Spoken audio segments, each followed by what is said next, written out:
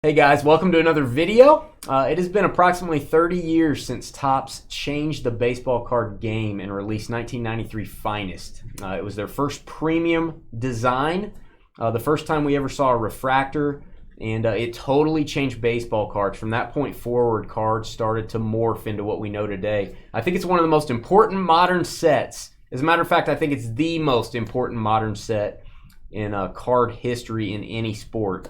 So you guys have been asking for us to show cards from our collections or make some more card videos. So we're going to do that. I've got one of the crown jewels of my collection is my 93 Finest Refractor set.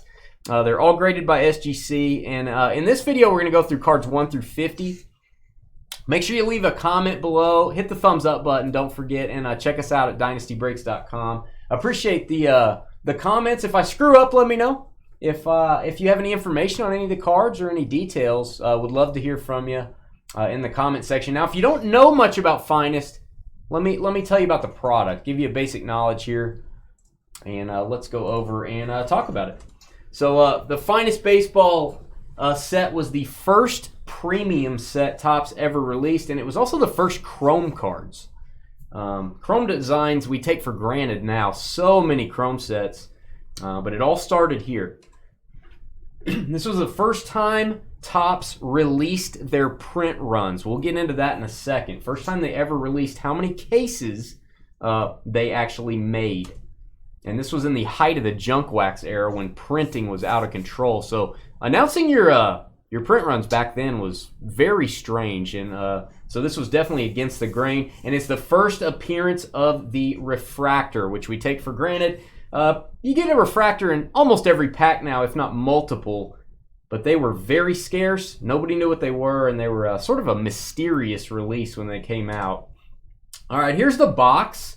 This is what the Finest box looks like. And one thing I think was cool is every box had a base card stuck to the front of the box. I actually know people that collect these boxes looking for Hall of Famers and such. So that's kind of a cool way to differentiate the box. And I had never really seen that before. Inside every box was a box topper jumbo card, which again, that still happens today. You still see box toppers. So you would get a jumbo all-star card. They only did the green all-star design in the box. And I think it was over 30 cards in that set. Here's your base design. Very popular Mike Piazza card. These are what the base cards look like. And then again, the all-stars would come in more of a green design with the stadium behind the player. Card set was 199 cards, which actually back then was pretty small. I think the base top sets with Series 1, Series 2 were usually like 700-800 cards, so pretty small set overall. 4,000 cases produced. Every case had 12 boxes. Every box, 18 packs. And originally they were $4 a pack, which was crazy high back then. It really was. People were paying $1, $2, $2.50 for a pack at the most. So this was pretty high end when it came out, and that changed quickly. We'll talk about that in a second. Based on the math here with the cases produced, there are approximately, we think, 1,400 to 1,500 of each jumbo card and less than 30,000 of each base card. Sounds like a lot, but it's really not. Most sets you're talking back then in the millions, I'm sure. Printed. All right, the refractors came about one per box. And if you take the total number of boxes, there were approximately 48,000 refractors. You could do the math here, and people started to do this math pretty quick. Divide that by the 199 card set, and it was pretty easy to determine there was 241 of each refractor, and people couldn't wrap their mind around this. That in the 90s, cards numbered to 241, insanely rare. This is what we were used to on parallels. So when you're talking about the refractors, we all know the Topps Gold set from 92. You got one in every pack. There's a ton of them out there. They weren't worth very much. And then you had the much harder to get inserts. If any of you guys opened Donruss back in the day, this was the Elite Series. If you pulled one of these, you were probably running around screaming. These were numbered to 10,000, and they're still hard to find today. I don't know where all of them are, but a card numbered to 10,000 back then was super rare. So, or considered to be super rare. Then came the Finest set, and a lot of people actually had trouble telling the refractors apart. So here's a base card. Check this out. That's basically what the refractors looked like. It had a rainbow coating on them, and it took people a while to wrap their head around, do I have a refractor? Do I have a base card? What do I have? You can see how much more rare these things were. Still super valuable to these to this day on the numbering on that. All right, some details about the set, and then we'll start going through some cards here. Originally, they were $3.99 a pack, about $72 a box, and within the first couple of weeks, MSRP went from up to $25 a pack. This is in 1993. You can imagine a $450 box now is, you got to think about it before you buy a box that high. And back then, it was insane. Many of the refractors are considered to be short print. Some people thought that some of the refractors were hoarded. People tried to corner the market on certain ones. So that made the short print, or the perceived scarcity of some of these things, to take the price up pretty big. Boxes are still selling for about $1,000. You get one refractor in every box. And this set paves the way for Bowman Chrome, Topps Chrome, other high-end premium sets that we probably wouldn't have without 93 Finest. So this kind of started it all. And would we have high-end sets like Topps Dynasty? I mean, you guys know about these boxes, run almost $1,000 a box. Would those exist without 93 Finest ever making its first appearance? Probably not. So that was it. So let's review the first 50 cards. And I was lucky enough to sit down with Dr. James Beckett. Dr. Beckett from Beckett Publications. Back in 2020, we did an episode on his podcast talking about this set, how Beckett handled the pricing, the refractor craze, all that. I'll put a link to that podcast in the description below. So make sure you listen to Sports Card Insights. He has a really good podcast. It's 5 days a week. It's like a 15-minute listen. So check out Dr. Beckett's podcast. Since that podcast, I've got a set of refractors. So let's go through it. These are SGC graded. To my knowledge, I think this is the only complete set that is SGC graded. A few of these when I acquired it were only a population of one ever graded. There are some more that have popped up, so I can't confirm, but I think it's the only SGC set. Okay, the first 50 cards don't contain the All-Star cards, so I want to tell you a little information about some of the players just to kind of spice this up. In future episodes, we'll start doing the All-Stars, the Nolan Ryans, the Griffeys, and all that. So look for those pretty soon. I'll tell you a little bit about each player if I can. The first thing, David Justice, card number 1, was married to Halle Berry. That one's in an 8. That's all you need to know about David Justice. Lou Whitaker, card 2. And I'm going to go through these pretty quick, guys. Just, you can see the centering on these things were very bad. It is difficult to find one that's centered. It's difficult to find one without little imperfections in the coating. Getting high grades on these is very tough, especially with only 241 of each. Lou Whitaker actually has his number retired by the Detroit Tigers, if you didn't know that. First pitcher with 40 saves and 100 strikeouts. I had to look this up. Brian Harvey. I'm sure this is not one of the refractors you wanted to pull if you got a box. Brian Harvey. I'm sure you don't care that he was the first with the 40 saves and 100 Ks back in 91. This guy made an all-star team. Carlos Garcia. Go through some of the commons more quick. Sid Fernandez. I don't know if you Mets fans remember Sid. Sid Fernandez.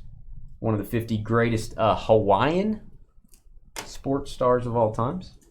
I did some research for this. You guys will be proud of me. Brett Butler's 16-year career, and now he's coaching, I believe. Brett Butler for the Dodgers. This is the best part of the video, looking through these things. My guy, I thought it was Matt Williams. It's not my guy. Sorry, Scott. Scott Cooper is not my guy, FYI. Two-time All-Star, hit for the Cycle in 1994. Who's Scott Cooper? I don't know. B.J. Surhoff, his dad played in the NBA. Dad played in the NBA, and B.J. played, I thought this was kind of interesting. He played every position except pitcher. Kind of weird. All right, Steve Finley, Again, the first part of the set, there's some Hall of Famers coming up, but these are not the refractors you really want to get. Steve Finley played 2,314 games at center field. I think that's actually third most. I think Willie Mays and somebody else played more. Kurt Schilling. Here's a nice one. You would not mind pulling a Kurt Schilling if you bought a $1,000 box. That wouldn't be a bad refractor, Kurt Schilling. One of 11 players born in Alaska. I don't know why I wrote that down. All right, my guy, Hall of Famer Jeff Bagwell. Jeff Bagwell. And there's not a ton of Hall of Famers that aren't in the All-Star Green. You were always hoping to pull an All-Star Green and see the refractor coating. And we'll get to those after, those start just before card 100, I believe. Jeff Bagwell for the Astros. Alex Cole for the Rockies. Rockies were a new team back then. 40 steals in 63 games in 1990. John Olerud, not a bad one to get, John Olerud. I don't know why I wrote this down. Wore a helmet when he played defense. When he was in the field, he wore a batting helmet. Kind of weird. John Smiley. This is the only man that Tom Glavine ever hit a home run off of. Tom Glavine sucks as a hitter, but he hit a home run off of John Smiley. And if I got a John Smiley out of my box, I would not be smiling. Bip Roberts, All-Star in 1992. His name is not Bip, it's Leon. In case you're wondering. Baseball trivia. Write that down. Albert Bell.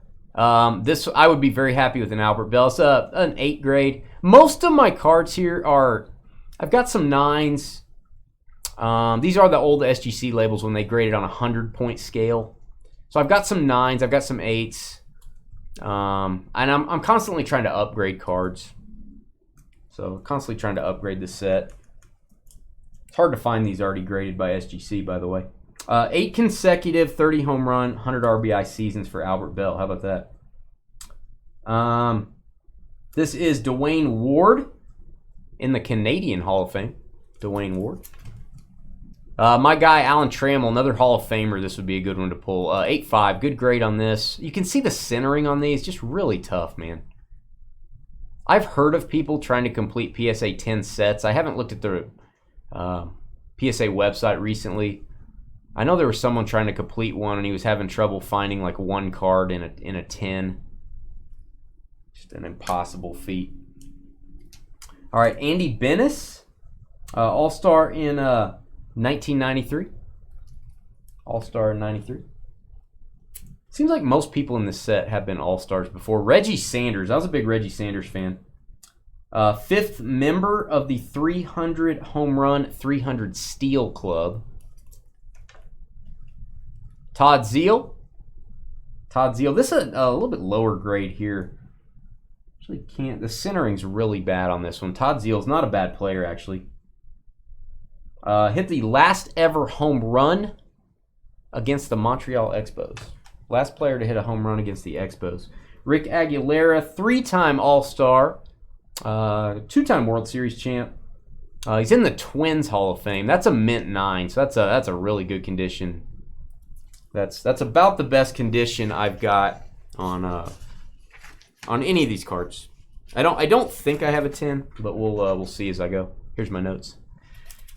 All right, Dave Hollins, Phillies fans, tell me something in the comments about Dave Hollins. Oh yeah, they traded. He was traded for David Ortiz, Big Papi. Yeah, somebody got hosed. All right, Jose Rio, World Series MVP. Jose Rio. I'd still be crying if I pulled this card. All-Star in 94. And my guy, here's my guy. It's the one we were talking about. Matt Williams, really good player. What did I write down about Matt?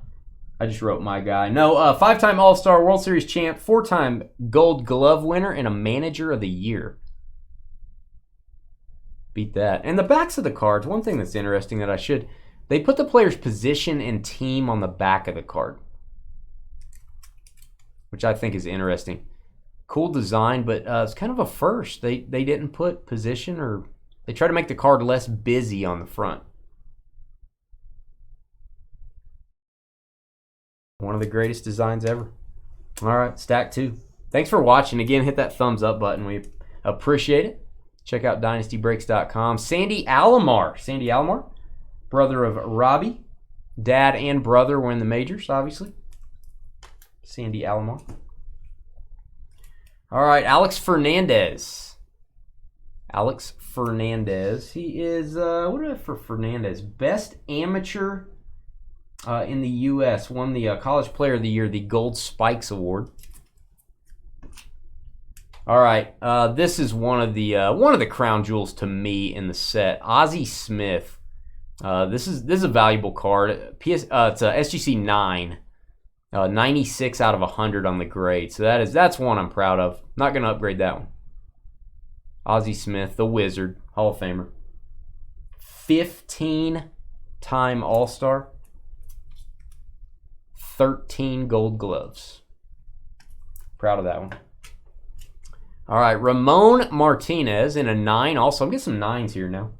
Ramon Martinez played across the street from the office I'm sitting in at Vernon Junior College in Wichita Falls, Texas.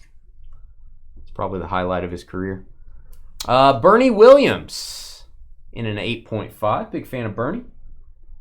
His number 51 was retired by the Yankees. So, kind of cool there. He didn't retire. I wrote this down. He didn't retire until 2015. But he stopped playing games in 06. Kind of a delayed press conference. Gary Sheffield, one of the sweetest swings in baseball. He's on the Padres here. I'll always think of him as a Marlin, but was on San Diego here. That is an 8.5. 9-time All-Star. PED scandal. 500 home run club. Don't think he's going to get in probably to the Hall. Tell me if I'm wrong there. Tell me what you think about Gary Sheffield in the comments. Eric Karros. I loved him. Piazza and Karros on the Dodgers back in the day. Pretty good pair. He's a Dodgers broadcaster, and he's the only LA Dodger to hit 2 home runs in the same inning. That's something. Made the postseason once and was the World Series MVP when he did, and takes some really bad pictures. We've pulled some Frank Viola autographs, and man, he likes to take pictures after he rolls out of bed.